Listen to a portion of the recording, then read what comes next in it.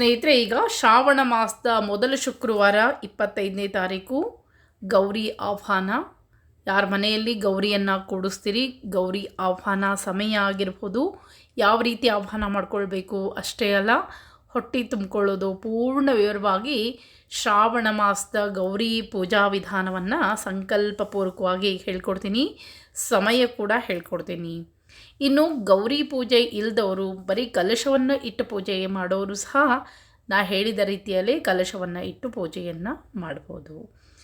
ಗೌರಿಯನ್ನು ಏನು ನಾವು ಗೌರಿ ಕೂಡಿಸ್ತೇವಲ್ಲ, ಆ ರೀತಿ ಗೌರಿ ಕೂಡಿಸುವವರು ಶ್ರಾವಣ ಮಾಸ ಮುಗಿದು ಅಷ್ಟಮಿ ದಾರ ಕಟ್ಕೊಳ್ಳುವವರೆಗೂ ಗೌರಿಯನ್ನು ಯಾವುದೇ ಕಾರಣಕ್ಕೂ ಸ್ಥಾನ ಪಲ್ಲಟನ ಮಾಡಲಿಕ್ಕೆ ಬರಂಗಿಲ್ಲ. ಶ್ರಾವಣ ಮಾಸದ ಮೊದಲ ಶುಕ್ರವಾರ ಗೌರಿ ಆಹ್ವಾನ ಮಾಡಿದ ಮೇಲೆ ಮನೆಗೆ ಸುಣ್ಣ ಬಣ್ಣ ಮಾಡಲಿಕ್ಕೆ ಬರಂಗಿಲ್ಲ. ಮುತ್ತೈದೆಯರು ಮಂಗಳಸೂತ್ರಗಳನ್ನ ಪೋಣಿಸ್ಕೊಳ್ಳಿಕ್ಕೆ ಬರೋದಿಲ್ಲ.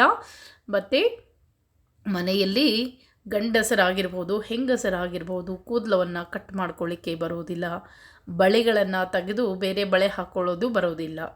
ಮುತ್ತೈದೆ ಹೆಣ್ಣು ಮಕ್ಕಳು ಯಾವಾಗಲೂ ಶ್ರಾವಣ ಮಾಸ ಬರೋಕ್ಕಿಂತ ಮುಂಚೆನೇ ಬಳೆಗಳನ್ನು ಇಟ್ಕೊಳ್ಬೇಕು. ಮಂಗಳಸೂತ್ರಗಳನ್ನು ಗೌರಿ ಕೂತಾಗ ಪೋಣಿಸ್ಕೊಳ್ಳಿಕ್ಕೆ ಬರುವುದಿಲ್ಲ. ಶುಕ್ರವಾರ ಪೂಜೆ ಶ್ರಾವಣ ಶುಕ್ರವಾರ ಶುರು ಆಗ್ತದೆ. ಈ ಸಲ ಬಹಳಷ್ಟು ಶುಭ ಯೋಗಗಳನ್ನು ಶ್ರಾವಣ ಮಾಸ ತರಲಿಕ್ಕತ್ತದ. ಅದಕ್ಕಾಗಿ ಶ್ರಾವಣ ಮಾಸ ಮೊದಲೇ ಶುಕ್ರವಾರದಿಂದ ಹಿಡಿದು ಅಷ್ಟಮಿವರೆಗೂ ಯಾವುದೇ ರೀತಿಯ ಈ ರೀತಿ ನಾನು ಕೆಲವೊಂದು ವಿಷಯಗಳನ್ನ ಹೇಳಿದೆ, ಅವು ಆಚರಣೆಯನ್ನು ಮಾಡಲಿಕ್ಕೆ ಬರುವುದಿಲ್ಲ.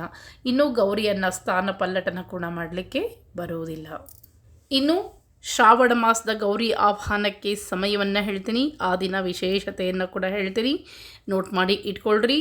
ಮೊದಲೇ ಶುಕ್ರವಾರ ಪಂಚಾಂಗವನ್ನು ಅಧ್ಯಯನ ಮಾಡಬೇಡ. ಆ ದಿನ ನಮಗೆ ವಿಶ್ವಾವಸುನಾಮ ಸಂವತ್ಸರೆ ದಕ್ಷಿಣಾಯಣೆ ವರ್ಷಾ ಋತು ಶ್ರಾವಣ ಮಾಸೆ ಶ್ರೀಧನ್ಯ ಶ್ರೀಧರಃ ನಾಮಕ ಮಾಸ ನಿಯಾಮಕ ಶುಕ್ಲಪಕ್ಷೆ ಪ್ರತಿಪದಾತಿಥೋ ಭೃಗುವಾಸರ ಅಂದರೆ ಶುಕ್ರವಾಸರ ಪುಷ್ಯ ನಕ್ಷತ್ರ ವಜ್ರಯೋಗ ಕಿಂಸ್ತುಗ್ನ ಕರ್ಣ. ಇಷ್ಟು ಆ ದಿನದ ವಿಶೇಷತೆ ಅದ. ಆ ದಿನ ನಮಗೆ ಪುಷ್ಯ ನಕ್ಷತ್ರ ಬಹಳಷ್ಟು ಒಳ್ಳೆಯ ಯೋಗಗಳದ. 4 ಗಂಟೆವರೆಗೂ ಸಾಯಂಕಾಲ 4 ಗಂಟೆವರೆಗೂ ನಮಗೆ ಪುಷ್ಯ ನಕ್ಷತ್ರ ಪ್ರಾಪ್ತಿಯಾಗ್ಲಿರ್ತದೆ. ನಂತರ ಆಶ್ಲೇಷ ನಕ್ಷತ್ರ ಬರ್ತದೆ.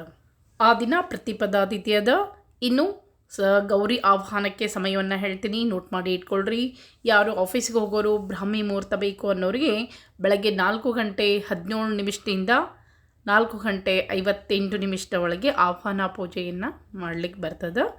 ನಂತರ 7 ಗಂಟೆ 35 ನಿಮಿಷದಿಂದ 9 ಗಂಟೆ 20 ನಿಮಿಷದವರೆಗೆ ವಿಶೇಷವಾಗಿ ಒಳ್ಳೆಯ ಯೋಗ ಪ್ರಾಪ್ತಿಯಾಗಲಿರ್ತದೆ. ಈ ಸಮಯದಲ್ಲಿ ನೀವು ಆಹ್ವಾನ ಮಾಡಿಕೊಂಡು ಇನ್ನೂ ಪೂಜೆಯನ್ನು ಸಹ ಮಾಡ್ಬೋದು. ಈ ಸಮಯದಲ್ಲಿ ಆಹ್ವಾನ ಪೂಜೆಯೆಲ್ಲ ಮಾಡಿ ನಂತರ ಅಡುಗೆ ನೈವೇದ್ಯವನ್ನು ಕೂಡ ಮಾಡ್ಬೋದು. ಇನ್ನೂ ಒಂದು ಮುಹೂರ್ತ ಅದ ಹೇಳ್ತೇನೆ. ಬೆಳಗ್ಗೆ 9 ಗಂಟೆ 47 ನಿಮಿಷದಿಂದ 11 ಗಂಟೆ 48 ನಿಮಿಷ ಬಹಳಷ್ಟು ಒಳ್ಳೆಯ ಮುಹೂರ್ತ, ಕನ್ಯಾ ಲಗ್ನ ಪ್ರಾಪ್ತಿಯಾಗ್ಲಿಕ್ಕತ್ತದ. ಇದರಲ್ಲಿ ಮಧ್ಯದಲ್ಲಿ ನಮಗೆ ರಾಹುಕಾಲ ಬಂದರೂ ಸಹ ಅದು ದೋಷ ತಟ್ಟೋದಿಲ್ಲ. ಯಾಕಂದರೆ ನಾವು ಆರಂಭ 9 ಗಂಟೆ 45 ನಿಮಿಷದಿಂದ ಮಾಡಿರ್ತೀವಿ. ಆರಂಭಕ್ಕೆ ಇರಬೇಕಾಗಿ ಒಳ್ಳೆಯ ಮುಹೂರ್ತ ಇದ್ದಾಗ ಮಧ್ಯದಲ್ಲಿ ಏನೇ ಬಂದರೂ ಕೂಡ ನಮಗೆ ದೋಷಗಳು ಬರೋದಿಲ್ಲ. ಗೌರಿ ಆಹ್ವಾನಕ್ಕೆ ಶುಭ ಮುಹೂರ್ತಗಳನ್ನ ತಿಳಿಸ್ಕೊಟ್ಟೆ. ಇನ್ನು ಈ ಶ್ರಾವಣ ಮಾಸದಲ್ಲಿ ಇದನ್ನು ನಾವು ಸಂಪತ್ತು ಶುಕ್ರವಾರ ಗೌರಿ ಅಂತಲೇ ಹೇಳ್ತೇವೆ. ಸಂಪತ್ತನ್ನು ಕೊಡುವಂಥ ಶುಕ್ರವಾರದ ಗೌರಿ ಶ್ರಾವಣ ಮಾಸದಲ್ಲಿ ಬರುವಂಥ 5 ಅಥವಾ 4 ಶುಕ್ರವಾರ ಗೌರಿ ಪೂಜೆಯನ್ನು ಮಾಡ್ತಾರೆ. ಈ ಸಲ 5 ಶುಕ್ರವಾರ ಬಂದದ. ಕೆಲವರಿಗೆ ಗೌರಿ ಹೆಂಗೆ ಕೂಡಿಸ್ಬೇಕು ಅಂತ ಗೊತ್ತಿರೋದಿಲ್ಲ. ಮೊದಲು ಹೇಳ್ಬಿಡ್ತೀನಿ. ಒಂದು ತಾಮ್ರದ ತಂಬಿಗೆ ಅಥವಾ ಹಿತ್ತಾಳಿ ತಂಬಿಗೆ ಅಥವಾ ಬೆಳ್ಳಿ ತಂಬಿಗೆ ಯಾವುದೂ ನಮ್ಗೆ ಅನುಕೂಲ ಇಲ್ಲ ಅಂದರೆ ಮಣ್ಣಿನ ಸಣ್ಣ ಗಡಿಗೆಯನ್ನು ಸಹ ನಾವು ಗೌರಿ ಬರೆದು ಕೂಡಿಸ್ಬೋದು. ಗೌರಿಯನ್ನು ಈಗಾಗಲೇ ಬಹಳಷ್ಟು ಜನರು ಈಗ ನಾ ಇಟ್ಟೇನಿಲ್ಲ ಆ ರೀತಿ ಗೌರಿಯನ್ನು ಸಹ ಕೂಡಿಸ್ತಾರೆ. ಇನ್ನು ಕೆಲವರು ಬರೆದು ಕೂಡಿಸ್ತೀರಿ. ಬರಿಬೇಕಂದ್ರೆ ಏನೇನು ಬರಿಬೇಕು ಅಂತಂದರೆ ಹಿತ್ತಾಳಿ, ತಾಮ್ರ, ಬೆಳ್ಳಿ ಅಥವಾ ಯಾವುದೇ ಗಡಿಗೆಯನ್ನು ತಗೊಂಡ್ರೂ ಸಹ ಆ ಹೊರಭಾಗದಲ್ಲಿ ನಾವು ಕೆಂಪು ಮಟ್ಟಿ ಮಣ್ಣನ್ನು ಹಚ್ತೇವೆ. ಅದಕ್ಕೆ ಕ್ಯಾವಿ ಅಂತ ಹೇಳ್ತೇವೆ. ಆ ಕ್ಯಾವಿಯನ್ನು ಆ ತಂಬಿಗೆಗೆ ಪೂರ್ಣ ಹಚ್ಚಬೇಕು. ಹಚ್ಚಿ ಸರಿಯಾಗಿ ಅಲ್ಲಿ 5 ಭಾಗಗಳನ್ನು ಮಾಡಿಕೊಳ್ಬೇಕು. ಒಂದೊಂದು ಭಾಗದಲ್ಲಿ ಒಂದೊಂದು ಬರಿಬೇಕಾಗ್ತದೆ. ಆ ಮಧ್ಯದ ಭಾಗ ಸ್ವಲ್ಪ ದೊಡ್ಡದನ್ನು ಮಾಡ್ಕೊಳ್ಬೇಕು. ಅಲ್ಲಿ ಮಂಗಳಸೂತ್ರ ಅದೆಲ್ಲ ಹಾಕ್ಲಿಕ್ಕೆ ಬರ್ತದೆ. ಲಕ್ಷ್ಮೀ ನಾರಾಯಣ ಮೂರ್ತಿ ಬರಿಬೇಕು. ಆಮೇಲೆ ಸಾಯಕ್ಕ ದೇಹಕ್ಕನ್ನು ಬರಿತೀವಿ. ಆನೆ, ಆಕಳು, ಶಂಖ, ಚಕ್ರ, ಗದ, ಪದ್ಮ ಇವನ್ನೆಲ್ಲವನ್ನು ಬರೆದು ತುಳಸಿ ಕಟ್ಟಿ ಎಲ್ಲವನ್ನು ಬರೆದು ಮೇಲಿನ ಮುಖ ಇಟ್ಟಿಲ್ಲ ಆ ಮುಖದ ಹಾಗೆ ಗೌರಿ ಮುಖವನ್ನು ಬರಿಬೇಕು. ಅಂದರೆ ಲಕ್ಷ್ಮೀ ದೇವಿಯ ಮುಖವನ್ನು ಬರಿಬೇಕು. ಆ ತಂಬಿಗೆ ಪೂರ್ಣ ಒಣಗಬೇಕು. ಏನು ಬರೆದಿರ್ತಿರಲ್ಲ ಆ ತಂಬಿಗೆ ಮೇಲಿನ ಚಿತ್ರ ಅಳಕಬಾರ್ದು. ಅದನ್ನು ಪೂರ್ಣ ಒಣಗಿಸಿದ ಮೇಲೆ ನಾ ಯಾವ ಸಮಯದಲ್ಲಿ ಹೇಳೇನಿಲ್ಲ ಆ ಸಮಯದಲ್ಲಿ ಹೊಟ್ಟೆಯನ್ನು ತುಂಬಿಕೊಳ್ಬೇಕು. ಗೌರಿ ಹೊಟ್ಟೆ ತುಂಬಿಕೊಳ್ಳೋದು ಏನೇನು ಹಾಕಬೇಕು ಅಂದರೆ ಅಕ್ಕಿ ಒಟ್ಟು 5 ಸಲ 5 ಬೊಗಸೆ ಅಕ್ಕಿಯಿಂದ ಅದು ಹೊಟ್ಟೆ ತುಂಬಬೇಕು. ಅಂದರೆ ತಂಬಿಗೆ ಪೂರ್ಣ ತುಂಬಬೇಕು. ಅದಕ್ಕಾಗಿ 5 ಬೊಗಸೆ ಅಕ್ಕಿ, ಒಂದು ಅರಿಶಿಣದ ಬೇರೆ ಇಟ್ಕೊಳ್ಬೇಕು, ಕುಂಕುಮ ಇಟ್ಕೊಳ್ಬೇಕು, ಅರಿಶಿನ ಕುಂಕುಮ 2 ಚೀಟನ್ನು ಕಟ್ಟಿ ಇಟ್ಕೊಳ್ಬೇಕು, ಮಂಗಳಸೂತ್ರ ಇಟ್ಕೊಳ್ಬೇಕು, ಅಡಿಕೆ ಬೆಟ್ಟ ಇಟ್ಕೊಳ್ಬೇಕು, ಅರಿಶಿನ ಬೇರೆ ಇಟ್ಕೋಬೇಕು, ಸುತ್ತಕಾಲು ಉಂಗುರ ಪಿಲ್ಲೆ ಅಂತ ಹೇಳ್ತೀವಿ ಅದನ್ನು ಕೂಡ ಇಟ್ಕೊಳ್ಬೇಕು, ಒಣ ಕೊಬ್ಬರಿ ಚೂರನ್ನು ಇಟ್ಕೊಳ್ಬೇಕು, ದಕ್ಷಿಣೆಯನ್ನು ಇಟ್ಕೊಳ್ಬೇಕು. ಇಷ್ಟೆಲ್ಲನ ಅಡಿಕೆ ಬೆಟ್ಟ ಅರಿಶಿನ ಬೇರು ಎಲ್ಲ ಪೂರ್ಣ ಒಂದು ಕಡೆ ಜೋಡಿಸಿ ಇಟ್ಕೊಂಡು ಬಿಡಬೇಕು. ಇಟ್ಕೊಂಡು ಗೌರಿ ಹೊಟ್ಟೆ ತುಂಬಲಿಕ್ಕೆ ಕೂಡಬೇಕು. ಗೌರಿ ಹೊಟ್ಟೆ ತುಂಬಲಿಕ್ಕೆ ಕೂತಾಗ ಮಧ್ಯದಲ್ಲಿ ಏಳಬಾರ್ದು. ಅದಕ್ಕಾಗಿ ಅವನ್ನೆಲ್ಲ ಜೋಡಿಸಿ ಒಂದು ಕಡೆ ಇಟ್ಕೊಂಡು ಕಾಲುಂಗ್ರ ಪಿಲ್ಲೆ ಎಲ್ಲ ಮಂಗಳಸೂತ್ರ ಎಲ್ಲ ಜೋಡಿಸಿ ಇಟ್ಕೊಂಡು ನಂತರ ಗೌರಿಯನ್ನು ಕರೀತಾ ಹೊಟ್ಟೆ ತುಂಬಿಕೊಳ್ಬೇಕು. ಭಾಗ್ಯದ ಲಕ್ಷ್ಮೀ ಬಾರಮ್ಮ ಅಂತ ಹಾಡಬೇಕು. ಈ ರೀತಿ ಬಂದಾಳು ಮಹಾಲಕ್ಷ್ಮಿ ನಮ್ಮ ಮನೆಗೆ ಇದೆಲ್ಲವನ್ನು ಹಾಡ್ತಾ ಗೌರಿಯನ್ನು ಹೊಟ್ಟೆಯನ್ನು ತುಂಬ್ಕೋಬೇಕು. 5 ಬೊಗಸೆ ಹಾಕಿದ ಮೇಲೆ ಅದಕ್ಕೆ ಗೌರಿ ಹೊಟ್ಟೆ ಪೂರ್ಣ ತುಂಬಿದ ಮೇಲೆ ಗೌರಿ ಮುಖವಾಡವನ್ನು ಹಾಕಬೇಕು. ಹಾಕಿ ಆ ಗೌರಿಯನ್ನು ತೆಗೆದುಕೊಂಡು ಹೋಗಿ ತುಳಸಿ ಕಟ್ಟಿ ಮುಂದೆ ಒಂದು ಮಣೆ ಹಾಕಿ ಕೂಡಿಸಿ ಅಲ್ಲಿ ಧೂಪ ದೀಪ ಮಾಡಿಕೊಂಡು ತುಳಸಿ ಆಮೇಲೆ ಘಂಟೆಯನ್ನು ಜಾಗಟೆ ಅದರ ಜೊತೆ ಒಂದು ನೀರು ತುಂಬಿದ ಗಿಂಡಿಯನ್ನು ಇಟ್ಟು ಆಕೆ ಗೌರಿ ಅಂತ ಹೇಳ್ತೀವಿ. ನಂತರ ಆಕೆಯನ್ನು ಘಂಟೆ ಜಾಗಟೆಯನ್ನು ಬಾರಿಸ್ಕೋತ ಮಹಾಲಕ್ಷ್ಮಿ ಮನೆಗೆ ಬಂದ್ಲು ಅಂತ ಹೇಳ್ತಾ ಬಲಗಾಲಿಟ್ಕೊಂಡು ಒಳಗೆ ಬರಬೇಕು. ಗಂಗಿ ಬಂದ್ಲು, ಗೌರಿ ಬಂದ್ಲು ಅಂಥೇಳಿ ಜಾಗಟೆ ಘಂಟೆಯನ್ನು ಬಾರಿಸ್ಕೋತ ಒಳಗೆ ಕರ್ಕೊಂಡು ಬರಬೇಕು. ಕರ್ಕೊಂಡು ಬಂದು ನಿಮ್ಮ ಕುಲದೇವರ ಮುಂದೆ ಇಟ್ಟು ಕುಲದೇವರಿಗೆ ಗೌರಿಗೆ ಭೆಟ್ಟಿಯನ್ನು ಮಾಡಿಸಿ ಗೌರಿಯನ್ನು ಸ್ಥಾಪನಾ ಸ್ಥಳದಲ್ಲಿ ಒಂದು ಮುಷ್ಟಿ ಅಕ್ಕಿಯನ್ನು ಹಾಕಿ ಅಷ್ಟದಳ ಕಮಲವನ್ನು ಬರಿಬೇಕು. ಆ ಅಷ್ಟದಳ ಕಮಲವನ್ನು ಬರೆದು ಅದರ ಮೇಲೆ ಲಕ್ಷ್ಮಿಯನ್ನು ಸ್ಥಾಪನೆ ಮಾಡಬೇಕು. ಹಂಗೆ ಸ್ಥಾಪನೆ ಮಾಡಲಿಕ್ಕೆ ಬರೋದಿಲ್ಲ. ಯಾಕಂದರೆ ಧಾನ್ಯವನ್ನು ಹರಡದೆ ಮಹಾಲಕ್ಷ್ಮಿ ಸ್ಥಾಪನೆ ಮಾಡಬಾರ್ದು. ಅದಕ್ಕಾಗಿ ಸ್ಥಾಪನೆ ಗೌರಿಯನ್ನು ಆಹ್ವಾನ ಮಾಡಬೇಕಾದ್ರೆ ಅಷ್ಟದಳ ಕಮಲವನ್ನು ಧಾನ್ಯದ ಮೇಲೆ ಬರೆದು ಗೌರಿಯನ್ನು ಸ್ಥಾಪನೆ ಮಾಡಬೇಕು. ಒಂದು ಸಲ ನಾವು ಸ್ಥಾಪನೆಯನ್ನು ಮಾಡಿದ ಮೇಲೆ ಆಕೆಯನ್ನು ಯಾವುದೇ ಕಾರಣಕ್ಕೂ ಅಲ್ಗಾಡಿಸ್ಬಾರ್ದು ಗೌರಿಯನ್ನು. ಅದಕ್ಕಾಗಿ ಗೌರಿ ಕೂಡಿಸೋಕ್ಕಿಂತ ಮುಂಚೆ ದೇವರ ಮನೆ ಸ್ವಚ್ಛವಾಗಿ ಒರೆಸಿ ಮಾಡಿ ಎಲ್ಲವನ್ನು ತೆಗೆದು 1 ತಿಂಗಳ ಪರ್ಯಂತ ಗೌರಿಯನ್ನು ಅಲ್ಗಾಡಿಸ್ಬಾರ್ದು, ಸ್ಥಾನ ಪಲ್ಲಟನ ಮಾಡಿಸಿದರೆ ದೋಷ ಬರ್ತದೆ. ಅದಕ್ಕಾಗಿ ಯಾಕಂದರೆ ಶ್ರಾವಣ ಮಾಸದ ಗೌರಿಗೆ ಬಹಳಷ್ಟು ಮಹತ್ವದ.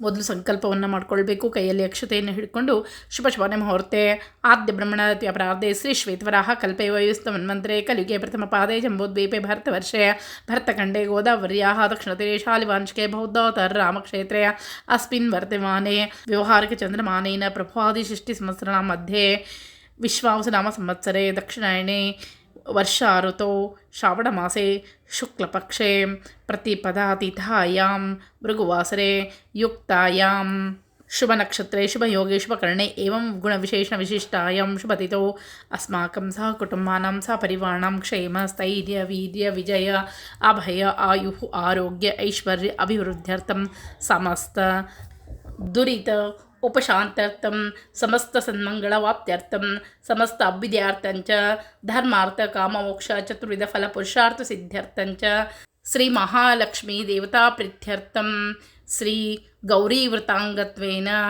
श्रावण मास तथा भाद्रपद मास शुक्ल अष्टमी पर्यंतं श्री महालक्ष्मी यावच्छक्ति ध्यानावनादि षोडशोपचार पूजां करिष्ये ಅದು ನಿರ್ವಿಘ್ನತಾ ಸಿದ್ಧಾರ್ಥ ಮಹಾಗಣಪತಿ ಸ್ಮರಣಂಚ ಕರಿಷ್ಯೆ ಅಂಥೇಳಿ ಗಣಪತಿ ಸ್ಮರಣೆಯನ್ನು ಮಾಡ್ಕೊಳ್ಬೇಕು. ಮೊದಲು ಗಣಪತಿ ಸ್ಮರಣೆಯನ್ನು ಮಾಡಿಕೊಂಡು ನಂತರ ಗೌರಿಯನ್ನು ಪೂಜೆ ಶುರು ಮಾಡಬೇಕು.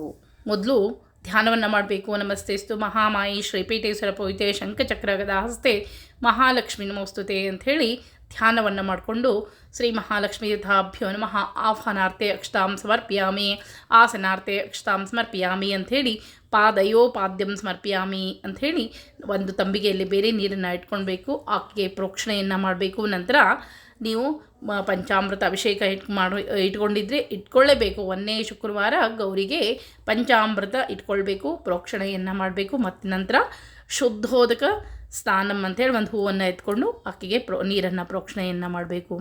ನಂತರ ಗೆಜ್ಜೆ ವಸ್ತ್ರ ಇರಿಸಬೇಕು. ಅರಿಶಿನ, ಕುಂಕುಮ, ಗಂಧ, ಅಕ್ಷತೆ ಎಲ್ಲ ತರಹದ ಹೂಗಳನ್ನು ಇರಿಸಬೇಕು.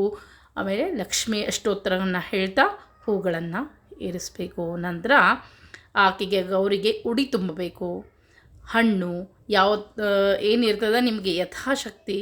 ನೀವು ಈ ತರಕಾರಿ ಸೇವನೆ ಮಾಡುವುದಿಲ್ಲ, ವ್ರತವನ್ನು ಹಿಡಿದಿದ್ರೆ ಕೊಬ್ಬರಿ ಬಟ್ಲಲ್ಲಿ ಹುರುಗಡಲೆ ಅನ್ನ ಹಾಕಿ ಕೂಡ ಉಡಿಯನ್ನು ತುಂಬಬಹುದು. ಈ ರೀತಿಯಾಗಿ ಆಕೆಗೆ ನಾನಾ ಥರದ ಹೂ, ಕರಿಕೆ, ಪತ್ರಿ ಎಲ್ಲವನ್ನು ಇರಿಸಿ ಉಡಿಯನ್ನು ತುಂಬಿ ಆಕೆಗೆ ಅಡಿಗೆ ನೈವೇದ್ಯವನ್ನು ಮಾಡಬೇಕು. ಅಡಿಗೆ ನೈವೇದ್ಯ ವಿಶೇಷ ಇರ್ತದೆ. ಮೊದಲೇ ಒಂದು ಶುಕ್ರವಾರ ಹೋಳಿಗೆ ನೈವೇದ್ಯ, ಕರಿಗಡುಬು ನೈವೇದ್ಯ, ಈ ರೀತಿಯಾಗಿ ಆಕೆಗೆ ನಾನಾ ಥರದ ಅಡುಗೆಯನ್ನು ಮಾಡಿ ನೈವೇದ್ಯವನ್ನು ಮಾಡಬೇಕು.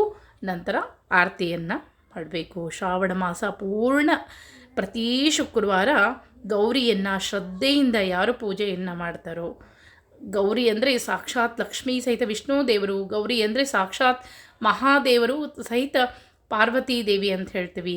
ಹೀಗಾಗಿ ಆ ಗೌರಿಯಲ್ಲಿ ಮಹಾನ್ ಶಕ್ತಿ ಇರ್ತದಂತ. ಅದಕ್ಕಾಗಿ ಶ್ರಾವಣ ಮಾಸ 4 ಅಥವಾ 5 ಶುಕ್ರವಾರ ಈ ರೀತಿಯಾಗಿ ವಿಶೇಷವಾಗಿ ಪೂಜೆ, ಅಡುಗೆ ನೈವೇದ್ಯವನ್ನು ಮಾಡಿ ನಂತರ ಭಾದ್ರಪದ ಮಾಸದ ಅಷ್ಟಮಿ ದಿವಸ ಅಷ್ಟಮಿ ಗೌರಿಯನ್ನು ಆಹ್ವಾನ ಮಾಡ್ಕೊಳ್ದಿರ್ತದೆ. ನಂತರ ದಾರವನ್ನು ಕಟ್ಕೊಂಡು ಅಷ್ಟಮಿ ಆದಮೇಲೆ ಆಕೆಯನ್ನು ವಿಸರ್ಜನೆ ಮಾಡೋದಿರ್ತದೆ. ವಿಸರ್ಜನೆ ಅವೆಲ್ಲ ಮುಂದೆ ಹೇಳ್ಕೊಡ್ತೇನೆ ಅಂತ.